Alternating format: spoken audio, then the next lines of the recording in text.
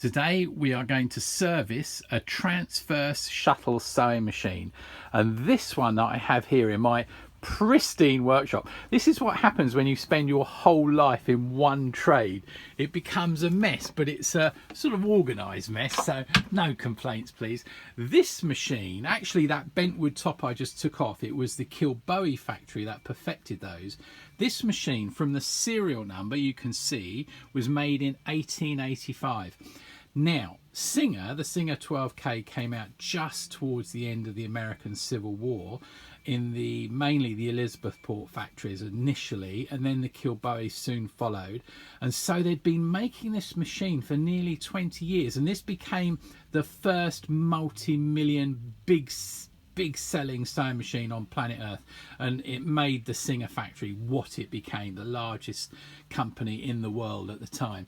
And so all transverse shuttles that go right to left, left to right, were based on this machine. It doesn't matter whether it's a Gristner or a Wertheim or a Pfaff or a Jones or whatever, they're all pretty much based on this model.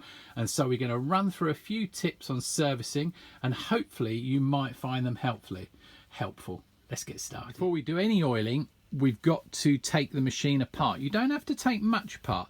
Now what I'm going to do here is remove the needle plate and make sure you have the proper size screwdriver. Do not use the wrong size screwdriver because you'll ruin the head. And also I always magnetize my screwdrivers. You just give them a stroke with a magnet about 20 times, and then you have a magnetic screwdriver. Very, very useful. So we're going to take the needle plate off. We're not going to remove this slide plate. Now you can, but honestly, every time I've removed that slide plate, if you scratch these decals, they're damaged forever. So you can put something across it, but there's very little muck that gets stuck under there, and quite often if it does get stuck under there, it builds up in the shape of the shuttle, so it has no effect. But we're going to take off the needle plate, the foot, we're going to take off that slide plate. You do not need to remove those that head there, that all comes off in a block, but you do not need to remove that for servicing. So I'll get those off first and we'll have a look inside. We're down to the nitty gritty. One screw, slide plate, and you can see here, you can see the shuttle as it makes his movement, which is quite fantastic how they thought of this system, this beautiful transverse shuttle. And you can see the big build up of muck down there, and you can see that it's quite grubby. So we're going to get all that out. Don't oil anything. Put everything in a little container and keep it well away from the vacuum cleaner. So what I'm going to do now is I'm going to get my vacuum cleaner, and I'm going to get my tweezers. And I'll get my tweezers, and between the vacuum cleaner and the tweezers we're going to pick all the muck out from the feed area. And I'm not going to do it on video because the vacuum cleaner makes a hell of a racket, but we're just going to get all the muck we can see out. That's the top of the machine defluffed. It's very important. There was a big lump stuck down there. That stops the feed mechanism coming up, and that would really mess your stitch up. Don't forget, every part of this machine goes to make a single stitch. If something on that side is not working properly, you're still going to get a bad stitch over there. Now, be very careful not to scratch anything. You don't put any scratches on. Use a little brush. I just use a little paintbrush. Works perfectly. It's worked perfectly for years and years and years. And then just clean, clean, clean. 10 minutes. And then on the transverse shuttles, you can actually just swing this over, and then that will open up so you can get underneath. And here, when we go underneath, there we go. We're going to start vacuuming and cleaning all the parts before we start to oil. It's fascinating when you clean underneath the machine. You find bits and needles, loads of gunk. You can tell that this machine was oiled with the wrong oil at some period in its life because it had all gone hard. And one of the reasons I say that in my other videos, that they hunted the whales so ferociously, was for whale oil for sewing machines, because it didn't go all sticky and gummy. But now we're going to get the oil can out. With the oil can, I've said this before, but it's really important. I put a little plastic nozzle in the top of any, it doesn't matter what shape your oil can is. It can be any shape of oil can, doesn't matter. But at the top, I always have this little spout, which you get from the air spray nozzles and, you know, WD-40 and all that. And that allows you to put, I'll just show you this again because it's so important. It allows you to put a single drop of sewing machine oil on your mechanism. And what you're going to do now is look for every joint that moves. So if you just move the machine around, you can see which parts are going to move and which parts aren't. And so you can see, and just put a single drop of oil on everywhere where metal moves together, and that's really important. Actually, interestingly, you can clean underneath the shuttle without taking that plate off. I'm telling you, don't take that plate off. A drop of oil on the slide plate there, and basically just around the side there you can put another drop of oil, all just minimal. And then we're going to lift the machine up.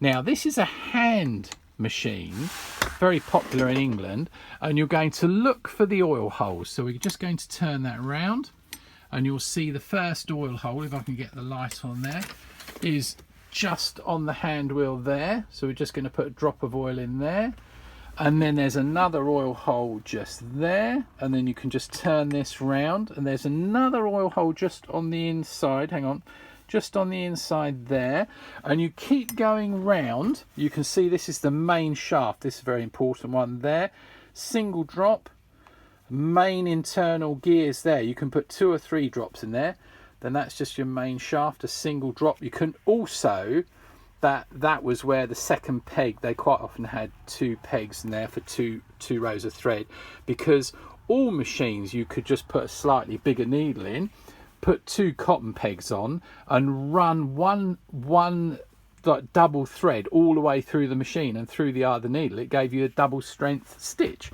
Pretty straightforward. On the front of the transverse shuttles, you quite often find oil holes down the main shaft, and what we're looking for, that's a really important one on the front there.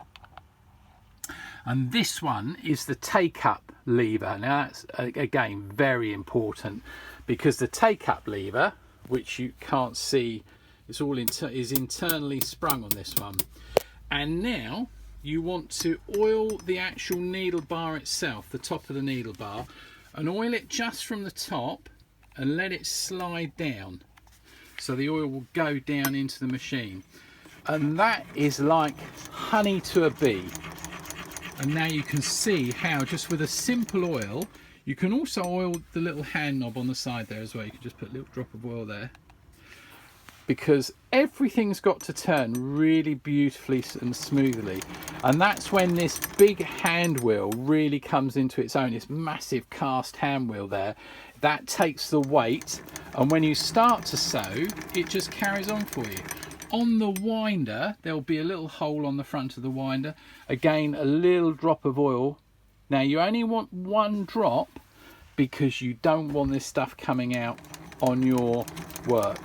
You will cry when you get a black mark on your work. Now you're going to ask, why have I put the needle in before I put the needle plate on? There's a very good reason for that.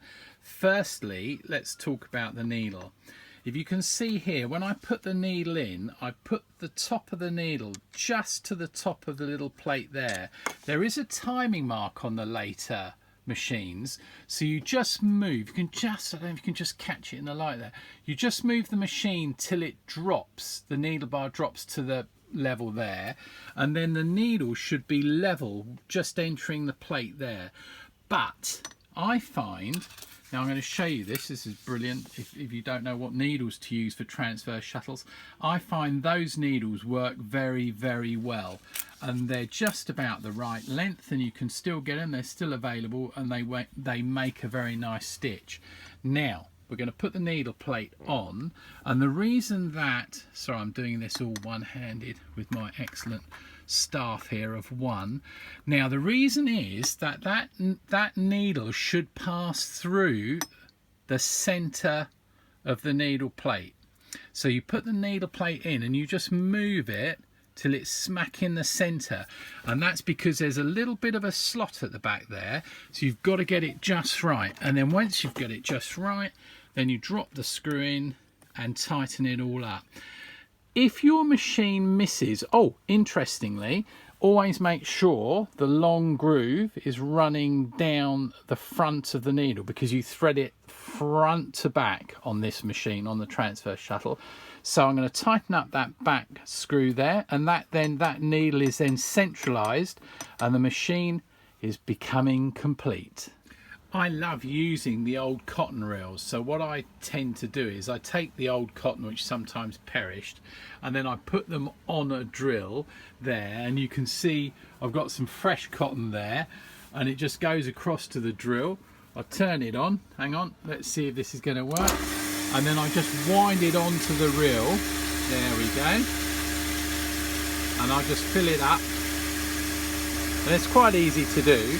And then you've got a whole reel of fresh thread for your sewing machine, and nice and easy. And then when you've got enough, just turn it off and away you go. One full reel of thread ready to sew. Well, we're 80% done, and now we're going to show you bobbin winding. What we do is we clip the bobbin in. There's a little groove or a hole on one side of the bobbin, and that goes into a little pin in there.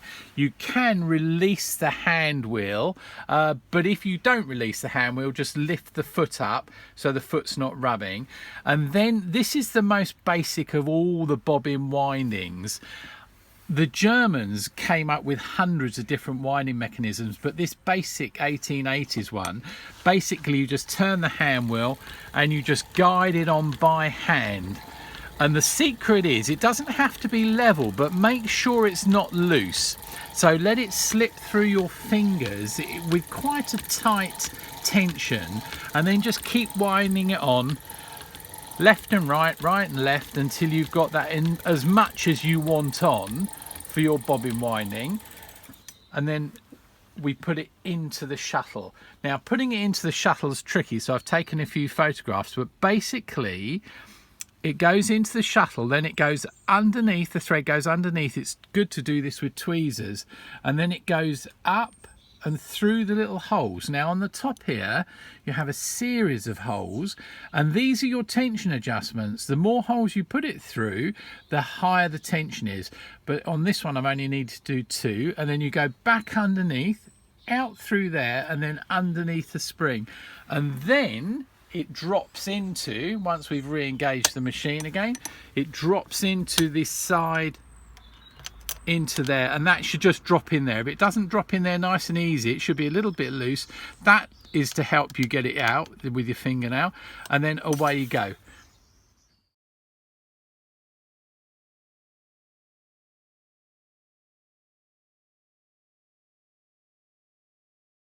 One little point with the shuttle I forgot to mention: run your fingernail over the end of the shuttle, just stroke it over the end of the shuttle and see if it catches on the tip right there, because if it does, you just need to get some 400 grit emery and just need to polish that off, because that is the sharp point that catches the point of the needle as it comes down, and if it's got a burr on it, it will miss a stitch. Now we're nearly done. All what I'm going to do now is get a bit of kitchen roll and run it through the machine at a good speed. And what you're doing is you're moving all the oil around, and you're trying to get as much oil as possible off the machine so that you don't get down on your sewing. Take a few minutes to do this and just go around and wipe and wipe and wipe. My hands are a bit shaky because it's -5 and my shed has got no heating, but that will do it, and that will get ready for setting the tension and work. Well, the sun's come out and it's taken a little bit of the chill off the day, but we're now ready to set the tension. But of course the first thing is threading, so I'll take a little video of the threading up and then I'll run through it. So have a look at that. That's how the machine should be threaded, the top of the machine, and then we'll talk about threading in a second. The threading of all transverse shuttle machines on the top are pretty similar. So you go from the cotton peg to the top guide, tension, take-up lever. I tell you what I really noticed, I love on these very early take-up levers was a little groove. Now they did away with that for about 50 years and now they brought it back again. And then down to the needle, through the bottom guide there, and as you can see the shuttle's ready, and the needle threads, as I've said before, front to back, always front to back. Now with the steel, as you can see, we've got lovely polished steel, and that's came with the machine. It was just incredible because it had been used. But if the machine is rusty, I have got a video on YouTube about cleaning off the steel, how I do it. Everybody does it a different way, but with sewing machines, I've spent 50 odd years doing it a certain way, and it comes up beautifully. So you can look that up. I think it was a Frister and Rossmann Model 10, very rare machine that I did. But now we're going to use the kitchen roll again. We're going to stitch kitchen roll for a bit to get any oil out, and then we're going to set the tension. 3 tension adjustments, or 3 controls. The first one you might not have noticed, but they're usually on the Singer 12s and several other transverse shuttles. There's a series of holes there, and they adjust the take-up spring, which is on the inside of the take-up lever, and basically you can put it in the middle or whatever. It's only on very thick work that you might want to move that, but I would just leave that alone. It's very rare that you need it. Then your other controls are the middle one here, that does nothing. The left one here, this one does the foot pressure. Okay, that's your pressure up and down, and you just want to lift it up and down and have it nice medium. Obviously if you're doing very thick work, you might want to increase the pressure a bit, or if it's marking, the teeth are marking silk, you might want to reduce it a little bit. But that's quite a long shaft on a spring inside there, so you can move that quite a way up and down. But the real important one is this tension one here. Now on the early machines there was no automatic tension release, so when you lifted the foot up it didn't release the tension discs. Once again, the Germans were in there and they made automatic tension releases, but this one hasn't got one. So you adjust the tension by this little dial there, and that is the most important thing on the machine. Once you've set the bobbin case, the shuttle tension underneath. So we're going to put a bit of cloth in it and give it a good run. Well, kitchen roll first, then cloth, and then we're going to set the tension. Hang on to your hats. Well, we're all done. This beautiful Singer 12 transverse shuttle is ready to rock and roll. Now don't forget, with the transverse shuttles, before the automatic tension release, it was very tight. So when you're removing the work, always remove it backwards and just wiggle the hand wheel and move it backwards like that, bit by bit. If you move it sideways or forwards, you bend the needle, and they are very thin needles that break, and they're expensive, so be careful. So we're going to start to do our sewing. Don't forget, that's your length of stitch here, this little dial, this sliding dial, so put it about in the middle. That doesn't really matter, that's personal. And away we go, and let it feed through. Don't you just love the sound of these Victorian beauties? And the more every stitch it makes, it's going to get better and better and better, and then you can start to adjust the stitch. So let's have a look at what we've got here. Now that's not bad, that's not bad, that's coming on very well already. There's a lot of information. I've done several booklets on fault finding and tension adjustment on Amazon. You can pick those up, and don't forget my Sew A Lot site, because that's got all about dating machines and lots of information on there, and you can find out a lot more about your wear time or whatever you've got. Well, that's it, the old girl can be packed up. And lucky enough with this one, what we have with this, I didn't show you this, but inside here, the person who had it before has kept all the attachments. That's all your bobbins and needles in a little medicine pot, and that all just locks away in there. So that is going to be one very happy machine, and I hope you enjoyed it. I hope you found that useful. Bye for now.